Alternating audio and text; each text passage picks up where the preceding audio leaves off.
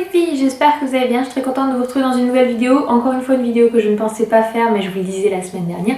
Il s'agit de mon tout dernier bilan grossesse. Je ne pense pas pouvoir en faire un de plus puisqu'il s'agit de la 39e semaine de grossesse, soit la 41e semaine d'aménorrhée, soit la dernière semaine de grossesse. Donc il n'est techniquement pas possible de faire plus. Même s'il me déclenche là après terme, je vous avoue que je vous ferai pas une vidéo spéciale bonus grossesse parce que je ne pense pas qu'il y ait grand chose qui change. En revanche, je trouvais ça sympa de pouvoir clôturer complètement le suivi de grossesse pour toutes celles qui comme moi partagent cette aventure de la grossesse et qui pourront ainsi comparer peut-être leur grossesse à la mienne. D'ailleurs, merci beaucoup à toutes les futures mamans et jeunes mamans qui m'ont suivi sur cette grossesse, avec qui j'ai pu échanger au travers de commentaires. Je remercie bien sûr toutes les autres, mais du coup j'ai pu un petit peu des fois comparer ma grossesse et pas forcément me sentir seule dans certaines étapes, et c'était un petit peu le but recherché de cette catégorie. Alors on va faire le bilan de ma 39e semaine de grossesse et on va d'abord commencer par les symptômes.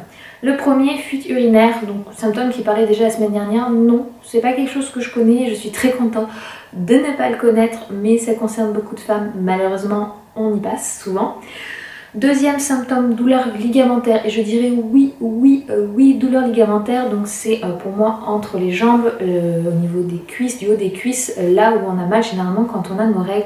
Moi les douleurs ligamentaires vont jusqu'à limite me faire des crampes où je me retrouve là, ah ça fait mal, et me bloquer dans la position. C'est surtout bizarrement la jambe droite, alors je sais pas, elle est peut-être plus en pression de ce côté. Ça ne veut pas dire que le travail avance, ça veut simplement dire que ça travaille et que ça tire sur les ligaments. Ensuite, troisième symptôme, fatigue.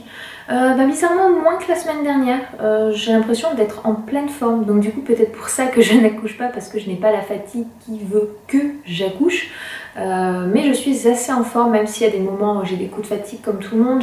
Est-ce que je fais des siestes? J'ai des envies un peu plus de sieste effectivement, mais je ne suis pas du genre à me coucher tôt, au contraire je me couche tard le soir, j'ai tendance même à avoir des moments où je me réveille la nuit, donc la fatigue non, plutôt la forme, donc tant mieux d'un côté, ça me permet de mieux vivre ces derniers jours de grossesse. Ensuite, dernière chose, sensation de lourdeur, et encore une fois non.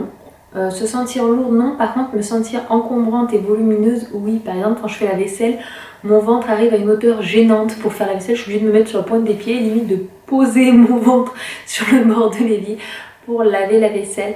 Mais sinon non, pas sensation de lourdeur. Faut dire qu'au niveau poids les filles, j'ai pas bougé.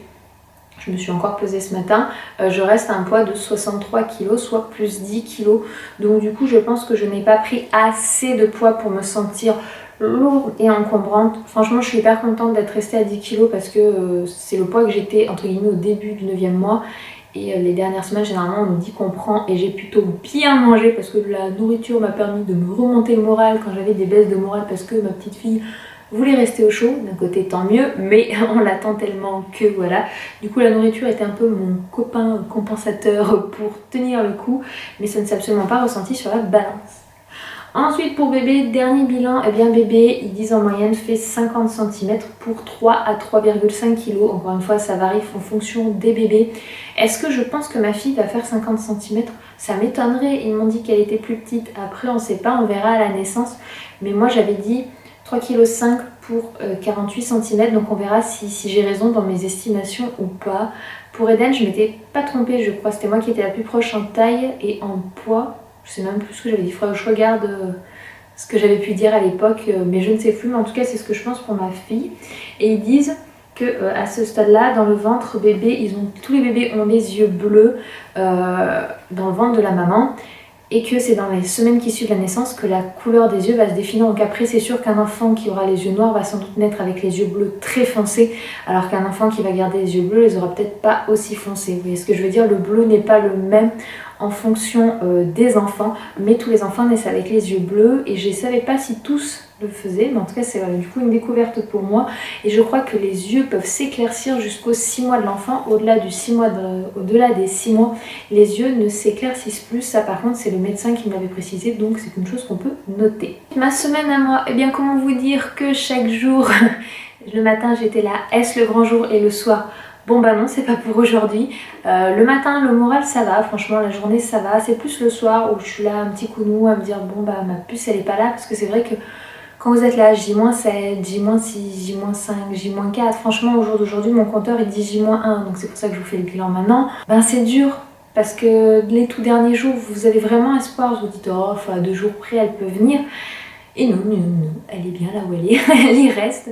Et c'est vrai que je me suis préparée psychologiquement à dépasser le terme et à ne pas accoucher naturellement. Donc par naturellement, pour ceux qui posent la question, je parle pas de césarienne en n'accouchant pas naturellement.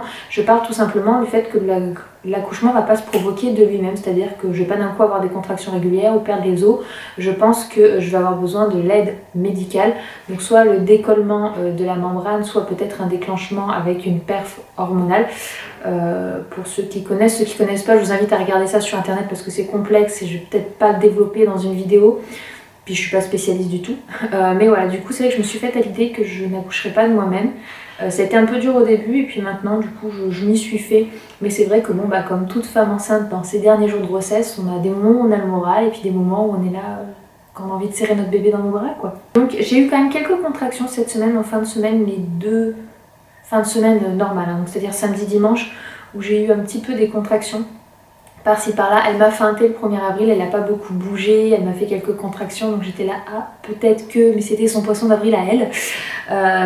Et puis après le soir passé minuit, elle était au taquet, elle dansait dans mon ventre. Par contre je vous disais qu'elle avait toujours tendance encore à changer de côté, elle a rechangé de droite pour aller à gauche jeudi. Donc en milieu de la semaine quoi. Et depuis elle ne rechange plus de côté. Et depuis elle bouge beaucoup moins. Donc je me dis, ah, elle s'est calée dans un coin, elle a peut-être assez grossi pour plus trop avoir de place pour changer de côté. Elle est beaucoup moins brute dans ses mouvements où elle me déformait, me faisait mal, à me faire très mal. Elle me fait toujours très mal parce qu'à ce stade-là, quand ils bougent les enfants, c'est assez impressionnant.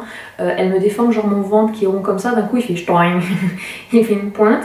Le cul qui pointe et puis on a une boule ici du pied qui fait youhou, elle doit pousser entre ses fesses et son pied, c'est tendre sa jambe, ça passe plus, hein. Il n'y a plus la largeur d'une jambe je pense dans mon ventre, c'est pas possible. Mais voilà, déjà elle s'est fixée sur un côté et elle bouge moins, du coup je suis plus à surveiller comment elle bouge dans mon ventre parce que je vous en ai pas parlé, mais ma tante, donc j'ai pas de lien de sang direct parce que c'est la femme du frère à mon papa qui est son demi-frère. Vous verrez un peu le lien. Bref, en gros, j'ai pas de lien de sang direct, mis à part un quart de mon oncle. Donc c'est un petit peu loin.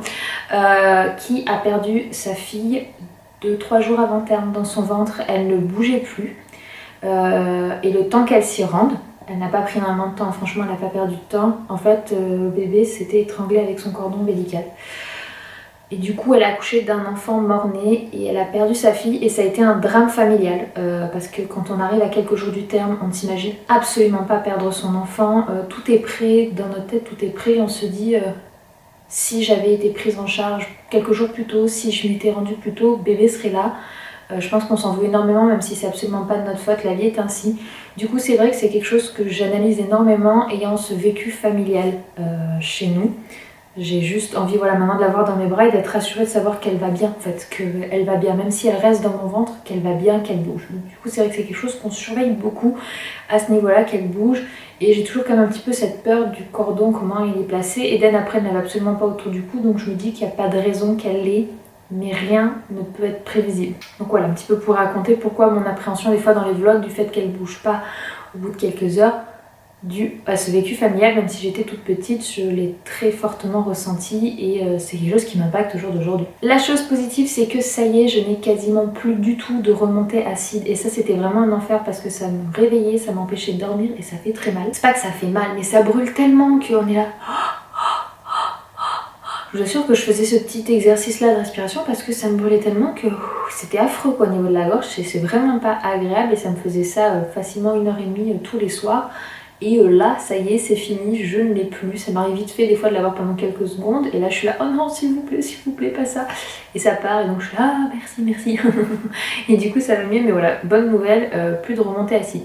Par contre, la chose qui a toujours lieu, c'est que j'ai toujours à me réveiller vers 5h du matin parce que j'ai mal au ventre, parce que j'ai envie de faire pipi et que ma fille doit appuyer dessus.